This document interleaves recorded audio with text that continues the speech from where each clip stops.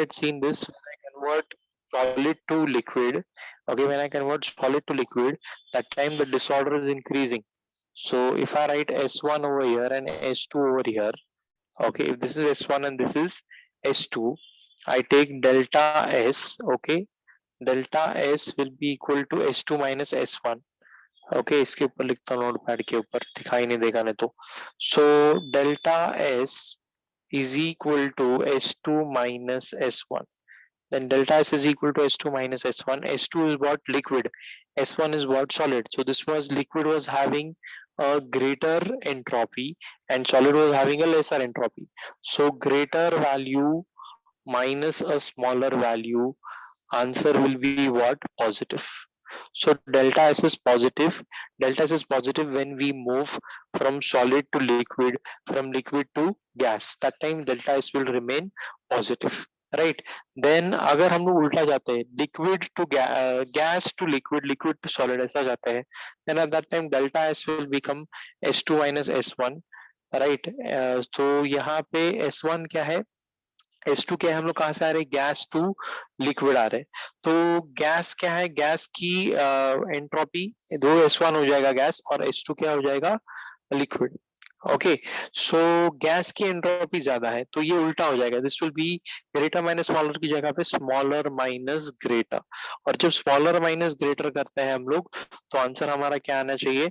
Negative आना चाहिए. तो डेल्टा एस क्या होगा? नेगेटिव होगा. राइट. तो अगर आप सॉलिड टू लिक्विड जा रहे हो, लिक्विड टू गैस जा रहे हो, आगे जा रहे हो, solid to liquid to gas, delta S positive है. अगर आप उल्टा आ रहे हो, right, gas to liquid to solid, उल्टा आ रहे हो gas to liquid to solid, तो डेल्टा एस क्या है? नेगेटिव है.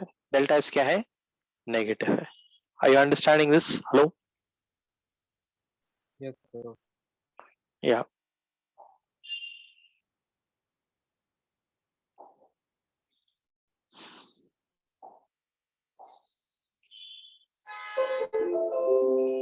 Okay, solid to liquid to gas. Okay, and then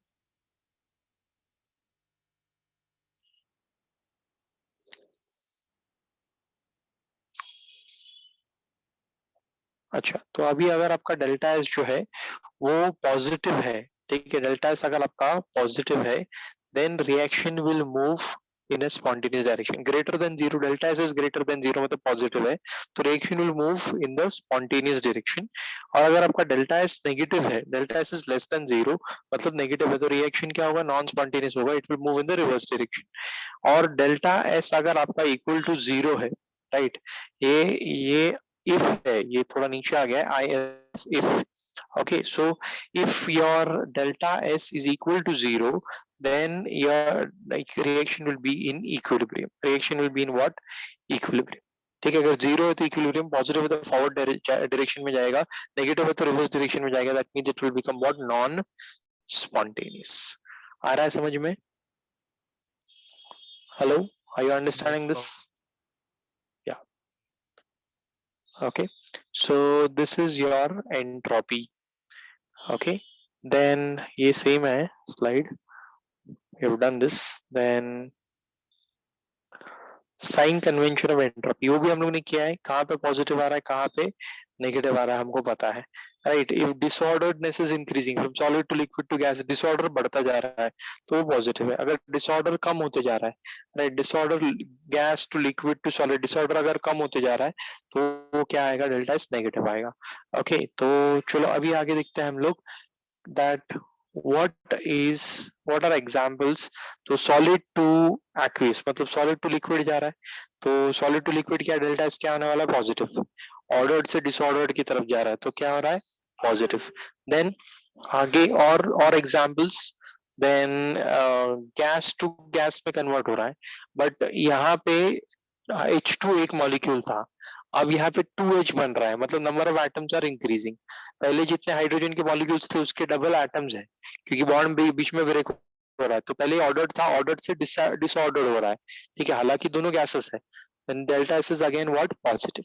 okay, delta S is positive. Then CaCO3 solid है, CaO भी सॉलिड है, लेकिन CO2 गैस है, तो ऑर्डर्ड से डिसऑर्डर्ड में की तरफ जा रहा है. ऑर्डर्ड से डिसऑर्डर्ड क्या होगा? Delta S will again positive. Okay, yeah, and it is reaction will be spontaneous. अब देखना यहाँ पे गैस से लिक्विड में जा रहा है, डिसऑर्डर्ड से ऑर्डर्ड में जा रहा है, तो डेल्टा एस क्या आना चाहिए, नेगेटिव आना चाहिए. Okay, are you understanding? Hello? Yes, sir. Yeah. Then between NO and N2O4, अभी NO भी गैस है, N2O4 भी गैस है, राइट. लेकिन ज्यादा डिसऑर्डर कौन है, इधर टू एटम्स है, N और O के, नाइट्रोजन का एक एटम, ऑक्सीजन का एक एटम, और यहाँ पे टोटल 6 एटम्स है. किसके, नाइट्रोजन के 2, ऑक्सीजन के 4. तो ये ज्यादा ऑर्डर हो गया NO, और डिसऑर्डर्ड कौन है, N2O4 डिसऑर्डर्ड है, तो इसके लिए delta S will become what, negative. Right, आ रहा है समझ में. Then entropy is a measure of molecular randomness, size, position, all of these. What is the answer? Is a measure of randomness. Okay, it's a measure of randomness. क्या, entropy. Then delta is total. If it is greater than 0, then the process is spontaneous. Okay, now here we are moving towards the second law of thermodynamics, right? Second law of thermodynamics, we've already studied that second law of thermodynamics.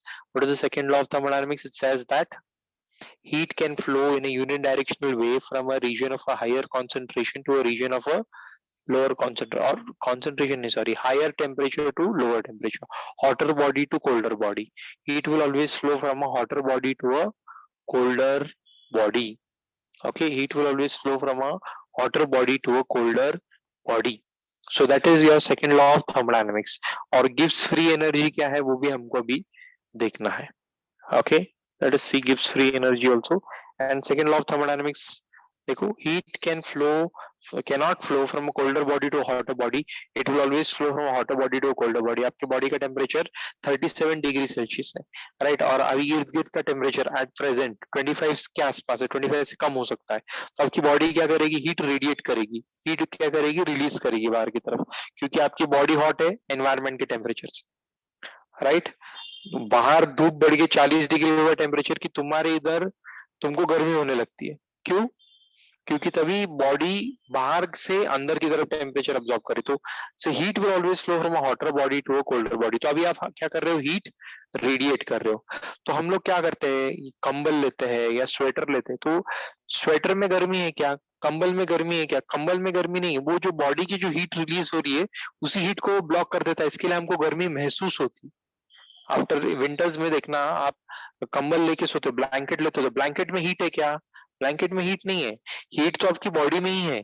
उस heat को बाहर जाने से अगर आप रोकोगे तो आपको गर्मी का एहसास होगा. Okay, so heat cannot flow from a colder body to a hotter body. It is a spontaneous process and it's unidirectionally. It will flow from a hotter to a colder body, not colder to hotter. All spontaneous processes are thermodynamically irreversible and entropy of the system increases. ठीक है, entropy क्या होने वाली है, बढ़ने वाली है.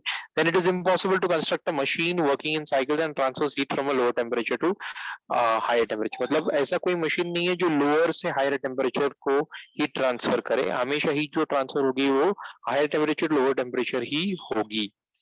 Okay, then here we are having Gibbs free energy, right. तो अभी ये Gibbs free energy क्या है, okay, तो कुछ एक इंस्टेंसेस में आपको देता हूँ to understand what is Gibbs free energy. तो Gibbs free energy is the actual energy. Okay, delta G is equal to delta H minus T delta S. याद है एंथैल्पी क्या है, enthalpy is the total heat content. क्या था, जितना भी heat content है उसमें वो किस में लेते हैं हम लोग, एंथैल्पी में लेते हैं. तो एंथैल्पी में से क्या माइनस कर दो, डिसऑर्डर माइनस कर दो, डिसऑर्डर और टेम्परेचर का प्रोडक्ट माइनस कर दो, आपको गिब्स फ्री एनर्जी मिलेगा. एनसीईआरटी की बुक में क्या दिया है पता है, एनसीईआरटी की बुक में ऐसा दिया है कि एक सी फॉर एग्जांपल ऐसा एक कंटेनर है ये वाला, right, this is kind of container. इसमें अभी लिक्विड है, लेकिन आप इमेजिन करो कि इसमें गैस है, ठीक है, और गैस है और उसका ढक्कन में खोल देता हूँ. ठीक है, आप जाहिर सी बात है कि जब इसका ढक्कन खोलेंगे तो क्या होगा, यस, जब इसका ढक्कन खोलेंगे तो क्या होगा, gas will move from inside the bottle to all corners of the room. It will move into all corners of the room. Will it move or not move? It will move, है ना, it will move. From to all corners of the room. लेकिन अभी Gibbs free energy क्या करता है कि इसके ऊपर कितना मेरे को प्रेशर अप्लाई करना पड़ेगा, कितना हमको इसके ऊपर वेट रखना पड़ेगा, प्रेशर अप्लाई करना पड़ेगा, so that it just does not move. मतलब उतना ही प्रेशर जिसमें ये अंदर ही रहे, बाहर ना जाए, तो कितना प्रेशर उसके ऊपर अप्लाई करना पड़ेगा, that is Gibbs free energy. खैर ये एग्जाम्पल मेरे को थोड़ा कॉम्प्लिकेटेड लगता है, समझ में नहीं आता ठीक से। ओके, तो मैं इसके लिए और एक एग्जाम्पल इसके लिए डिजाइन किया हूँ। Now what is this gives free energy? देखो कि ऐसा कि इमेजिन करते हैं कि आप एक रूम में हो, ठीक है, थोड़ा कोरोना को बाजू में रखो, सोशल डिस्टेंसिंग नहीं है, ऐसी एक रूम में हो जहाँ पे 100 लोग हैं, और वो 100 लोग दे आर, मतलब खचाखच भरा है रूम, राइट, पैर रखने के लिए भी जगह नहीं है, एक और बंदा भी अंदर नहीं आ सकता, राइट। समझ में आ रहा है क्या बोल रहा हूँ मैं? एक और स्टूडेंट या एक और कोई भी बंदा अंदर नहीं आ सकता। तो ये देखना, यहाँ पे आपको दरवाजा दिखाई दे रहा है, ये दरवाजा इमेजिन करो ये बंद है, और ऐसा इमेजिन करो कि इस रूम में we are having not only just two people, Shobhit and Jannat, we are having the entire room tightly fully packed, right, fully packed room है ये यहाँ पर। तो ऐसी केस में क्या होगा, ऐसे केस में क्या होगा, now the door is closed, और बाहर से एक बाहुबली जैसा आदमी, ठीक है, वो क्या कर रहा है, दरवाजे को धक्का मार रहा है अंदर आने के लिए। और जो बाहुबली बाहर से अंदर आने की कोशिश कर रहा है और धक्का मार रहा है, तो he is the driving force. वो कौन है? ड्राइविंग फोर्स है। और यहाँ से कुछ बच्चे, वो लोग डोर को पुश कर रहे, डोर को थामे रखे है कि बाहुबली अंदर नहीं आना चाहिए, उसको अपोज कर रहे हैं। समझ में आ रहा है सिचुएशन? बाहर से बाहुबली पुश कर रहा है, अंदर से बच्चे पुश कर रहे हैं, ठीक है। तो now this is what, driving force and opposing force. इसी चीज को अगर मैं इसके इस फॉर्मेट में अप्लाई करूं, कौन से फॉर्मेट में? पिस्टन और सिलेंडर के फॉर्मेट में, right. If I am having a piston and cylinder, तो ये मेरा पिस्टन एंड सिलेंडर, यहाँ पे आपका पिस्टन है, weightless and frictionless piston, okay. So this is the weightless and frictionless piston. और यहाँ पे हम लोग ने क्या कर दिया, driving force, Baahubali force apply कर रहा है, और मॉलिक्यूल्स नीचे आ गए तो क्रैम्प अप हो गए। तो सब मॉलिक्यूल्स, जितने मॉलिक्यूल्स, इनके मॉलिक्यूल्स को यहाँ पे हिलने के लिए जगह नहीं है। तो जो मॉलिक्यूल्स पिस्टन के कांटेक्ट में, they are opposing the piston. जो बच्चे दरवाजे के कांटेक्ट में, they are opposing the Baahubali, okay. Baahubali की फोर्स को अपोज कर रहे हैं। अब लेकिन कुछ बच्चे जो यहाँ पे इस साइड पे है, वो दरवाजा उस साइड पे था ना, दरवाजा इस साइड पे है, कुछ बच्चे इस साइड पे है, वो दीवार में है, और उनके बीच में बहुत सारे बच्चे, तो दे आर ऐसा चिपके हुए दीवार को धक्का मार रहे हैं।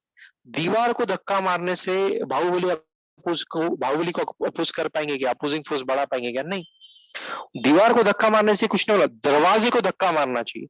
तो वैसे ही यहाँ पे कुछ मॉलिक्यूल्स है, वेस्ट मॉलिक्यूल्स है, वो फालतू में इधर वॉल्स को धक्का मार रहे हैं, राइट। वॉल्स को धक्का मारने से कोई फायदा नहीं, ऊपर पिस्टन को धक्का मारना है, अपोजिंग फोर्स पिस्टन पे एक्ट हो रहा है।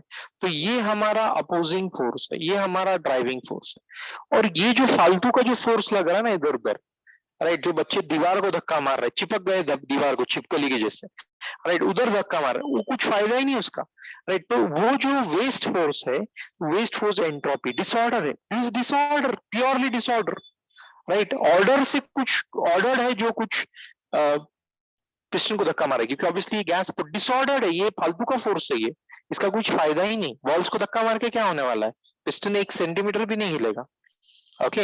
So this is your waste force. So your actual force, the मतलब enthalpy, total enthalpy मतलब total force, my total energy minus this waste energy is the actual energy, that is gives free energy. Actual energy जो piston को ऊपर धकेलने में काम आ रही है, that is what gives free energy. तो समझ में आ रहा है? वो पहले वाला जो एग्जाम्पल था, that is वो ढक्कन खोला और गैस को बाहर नहीं जाने दे रहा, that is gives free energy, वो समझने में थोड़ा मुश्किल है, बट ये वाला एग्जांपल अभी आई होप सबके गले उतर चुका है कि what is gives free energy, ठीक है। और भी इलाबोरेटली उसको एक्सप्लेन करने के लिए मैं 3 केसेस लेने वाला हूँ यहाँ पर, केस 1, केस 2, केस 3।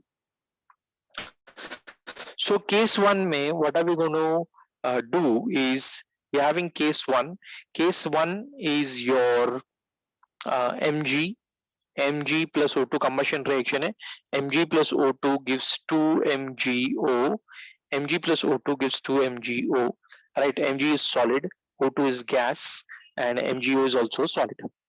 तो इसको अभी हम लोग थोड़ा चेक करने वाले, क्या चेक करने वाले, we going to see the delta H value of this. So delta H negative. Sir आपको वैसे पता चला भाई कंबशन रिएक्शन है, कोई भी कंबशन रिएक्शन ये एक्सोथर्मिक होती है, और जब ये एक्सोथर्मिक होती है तो ऑब्वियसली डेल्टा एच नेगेटिव ही होता है। फिर उसके बाद में डेल्टा एस क्या है, डेल्टा एस यानी कि एंट्रोपी, चेंज इन एंट्रोपी। तो हम लोग को पता है कि सॉलिड टू सॉलिड कोई चेंज नहीं होने वाला है, लेकिन गैस टू सॉलिड जा रहे तो डेल्टा एस भी क्या हो जाएगा, नेगेटिव हो जाएगा ऑब्वियसली ना।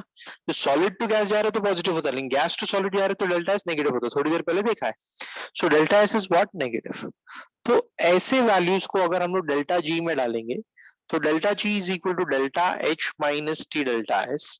तो ऐसे एक सिचुएशन में, ठीक है, अगर आपका डेल्टा जी जो है वो delta G will be completely dependent upon temperature, inversely proportional to, नहीं sorry, directly proportional to temperature.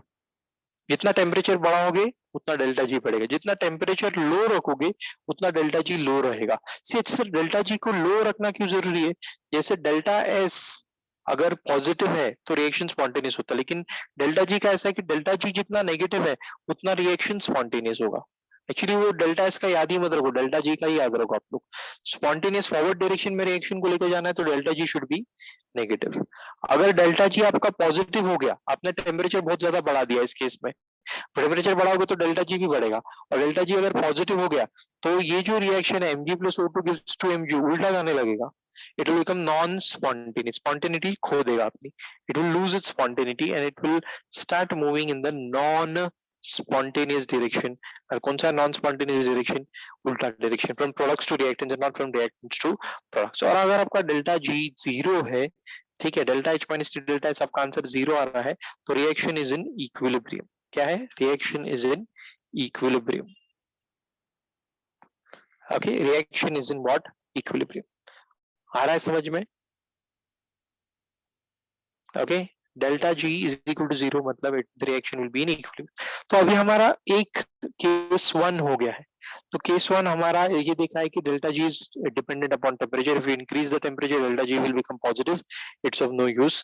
If you decrease the temperature then delta G will become negative, and वैसा एक्सोथर्मिक रिएक्शन है तो उसको जितना ठंडे में रख सको, Mg प्लस O2 जितना कोल्ड टेम्परेचर में कर सको उतना बेहतर है, उतना reaction will move in the forward direction. जितना आप उसका टेम्परेचर बढ़ाओगे उतना डेल्टा जी बढ़ेगा, जितना डेल्टा जी बढ़ेगा उतना reaction will move in the reverse direction.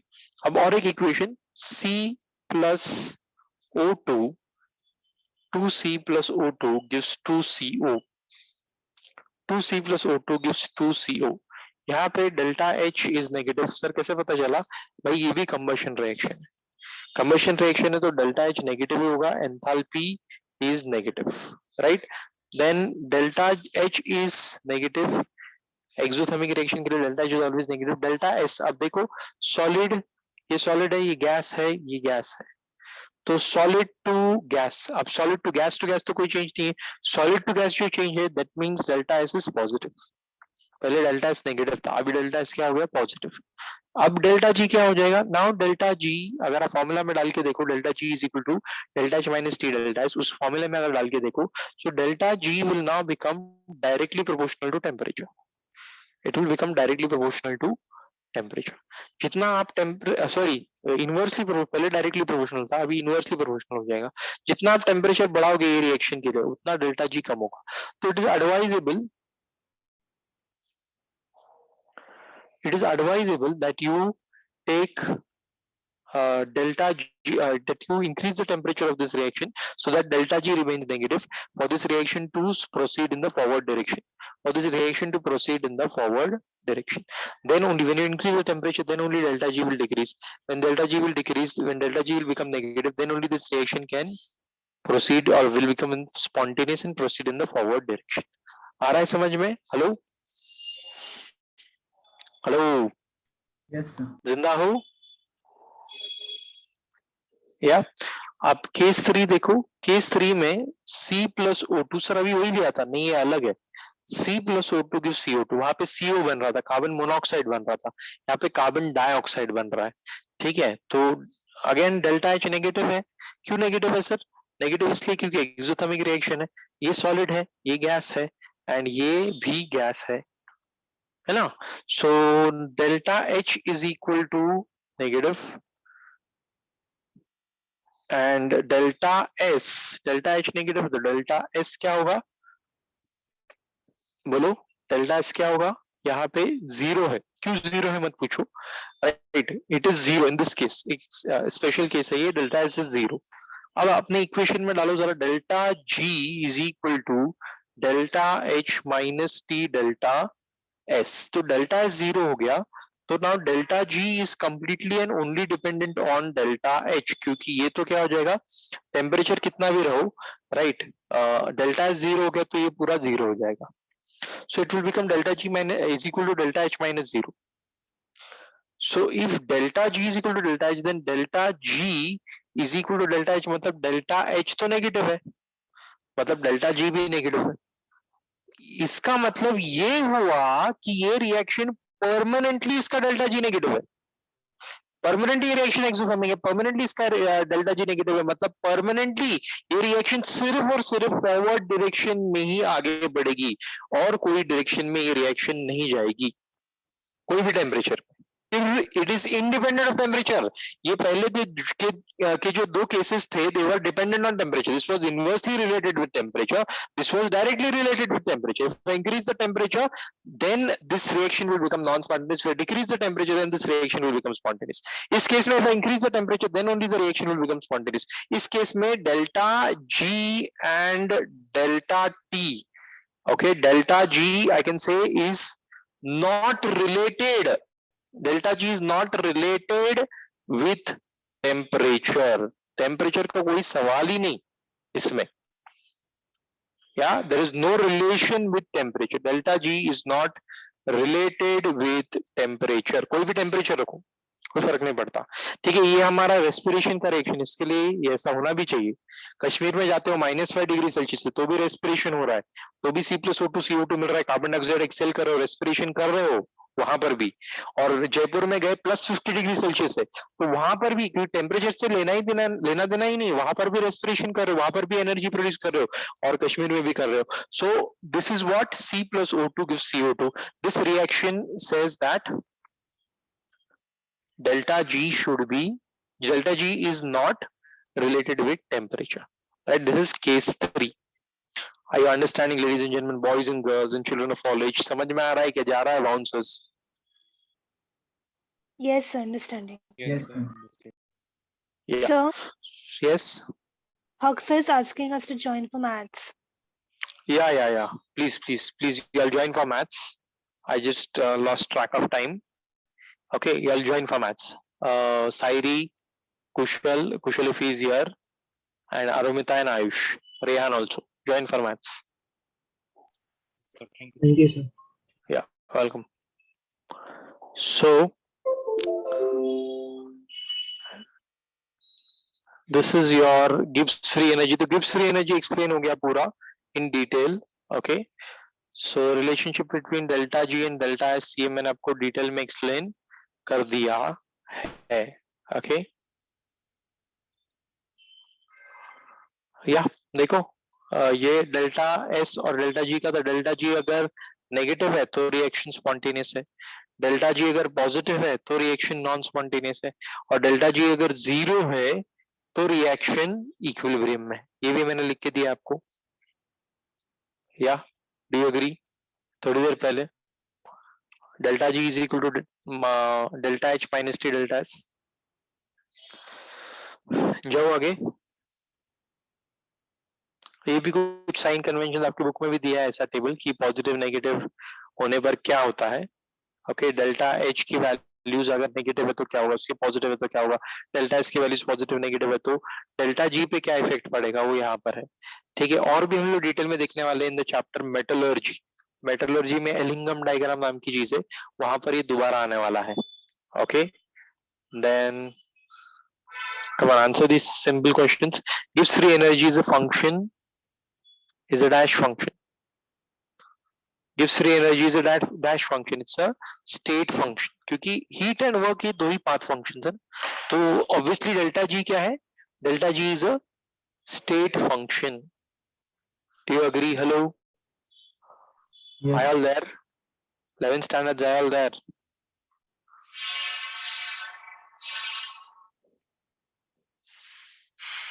Relation between delta G and delta S is delta G is equal to minus T delta S. Again, if you don't consider enthalpy, if you only consider delta G and delta S, then delta G is minus T delta S total.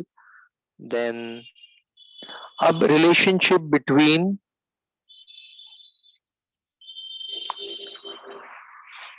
ऐसा motion में अच्छे देखेगा. Yes. So this is now what relationship between delta G and equilibrium constant and third law of thermodynamics.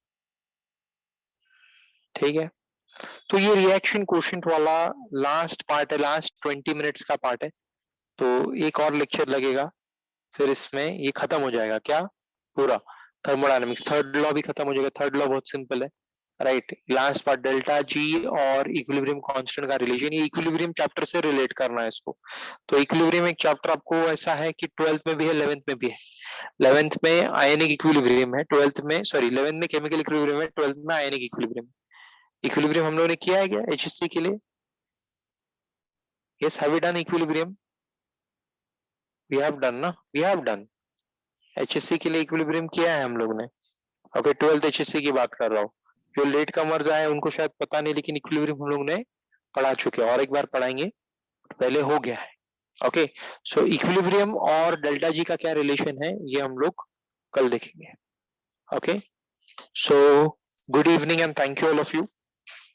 Good evening and thank you. Good evening and thank you, sir. Yeah, good evening and thank you.